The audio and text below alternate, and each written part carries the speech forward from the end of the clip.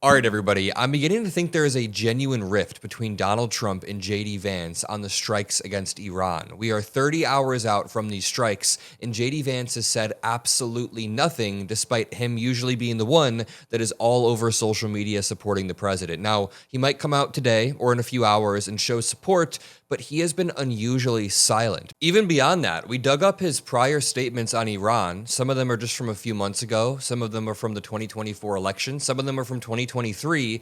And he very consistently has been against intervention. He is anti-intervention. And this highlights a growing divide within the MAGA movement. A lot of younger Republicans viewed MAGA as a post-Dick Cheney Republican Party. They thought that Trump and Vance represented this post-Cheney party, right? But it turns out Donald Trump is still George W. Bush. He's still Dick Cheney. He's got all of the worst qualities of both of them and his own narcissistic mental illness. But even though Trump has proven himself to be Bush Part 2 with more mental illness, JD Vance is not Dick Cheney. I mean, he's bad for his own reasons, but he is anti-intervention, and we can see that time and time again. This article is titled, "Why is Vance Silent on Iran?" It came out March 1st, 2026. It says 28 hours or so into the new war against Iran, America's vice president has yet to declare his support in public. His social media account on X, which is normally so lively, has been conspicuously silent for the last 2 days. Now, there's a chance that he comes out in support and begins to line up behind the president, but Vance's latest public comments on Iran appear to have been an interview with the Washington Post, published on Thursday, in which he said there was, quote, "no chance America was about to embroil itself in another long war in the Middle East. Quote, I think we all prefer the diplomatic option," he said, calling himself a skeptic of foreign interventions. But it really depends on what the Iranians do or say. So JD Vance has been pretty firmly against intervention. In 2023, he tweeted out, quote, 20 years ago, we invaded Iraq.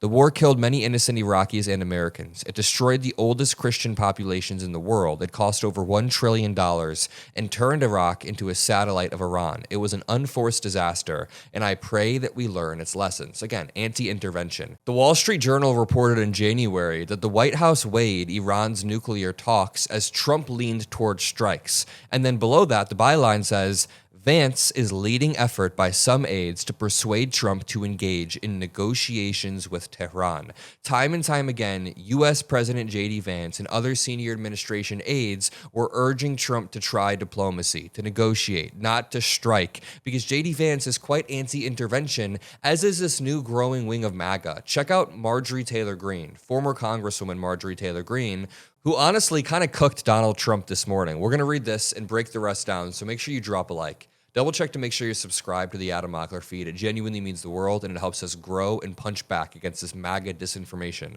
But Marjorie Taylor Greene said, "Great, Mr. President. Good job. You're a billionaire, and the American people, not the Iranian people who voted for you, are not billionaires. As a matter of fact, many of them are flat out broke, an all-time high credit card debt, can't afford health insurance, or car insurance for that matter, and most young people can't afford to buy a house or even their rent payment." Very true.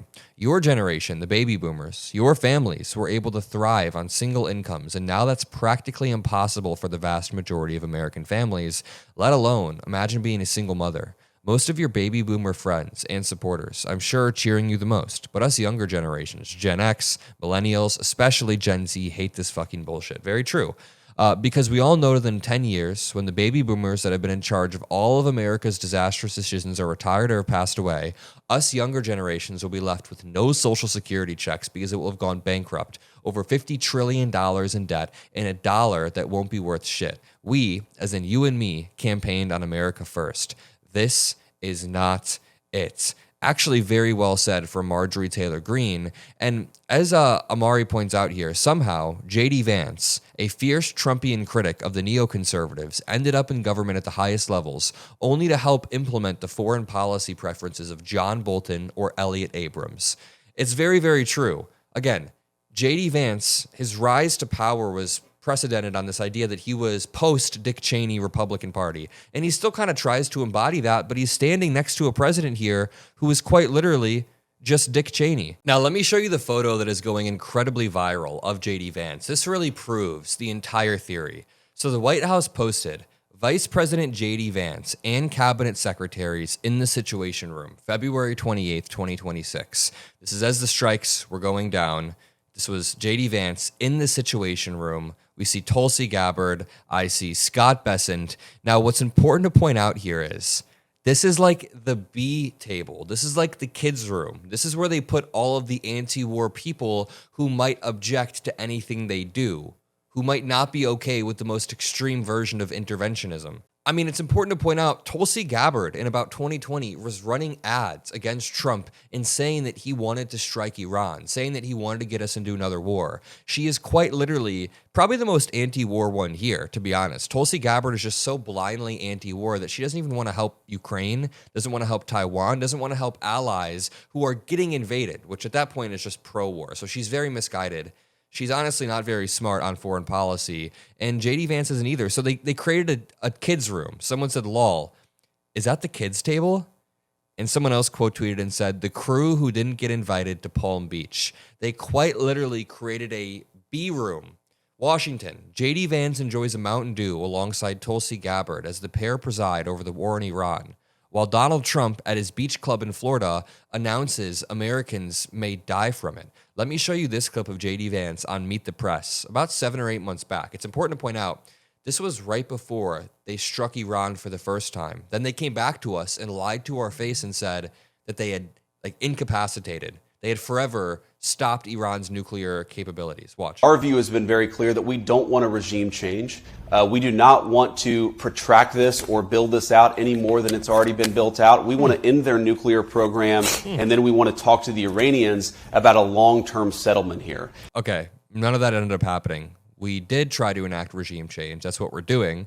We struck them 6 months ago, ended up striking again. It's just so disgusting how blatantly and brazenly they will lie about this. Here's J.D. Vance speaking to Tim Dillon a few months back. This clip is going viral because it's very illuminating. This is exactly why he was put at the kids' table. This is quite literally exactly why he was sitting next to Tulsi Gabbard at the kids' table, because in clips like this, Trump knows that he's not fully behind this. And by the way, I'm not even saying J.D. Vance is wrong about any of this. I mean, yeah, we shouldn't intervene in Middle Eastern countries and enact regime change. I actually agree with that. I just think it's kind of ironic how he's been completely silent, how Trump has been eyeing Marco Rubio more lately, and how J.D. Vance has said completely the opposite of what Trump actually did.